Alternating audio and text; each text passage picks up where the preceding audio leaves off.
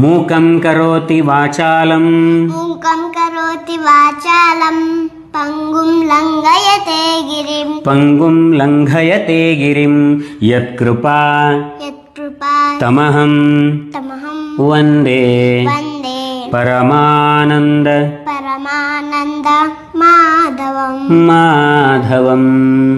ಮೂಕಂ ಕರೋತಿ ವಾಚಾಲಂ. ವಾಚಾಲ ಅಂದರೆ ವಟ ವಟ ವಟ ಮಾತಾಡವ.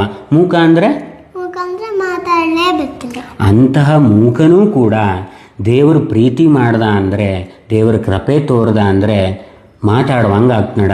ಪಂಗುಂ ಲಂಘಯತೆ ಗಿರಿಂ. ಕುಂಟನೂ ಕೂಡ ಮೌಂಟೇನನ್ನೇ ಹತ್ಕೊಂಡು ಹೋಗ್ತನಡ.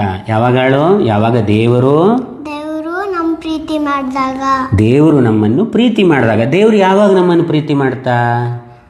ಯಾವಾಗ ನಾವು ದೇವರನ್ನು ಪ್ರೀತಿ ಮಾಡ್ತೀವೋ ಅವ ನಮ್ಮನ್ನು ಪ್ರೀತಿ ಮಾಡ್ತಾ. ನಾವು ಅವನನ್ನು ಪ್ರೀತಿ ಮಾಡೋದು ಹೆಂಗೆ?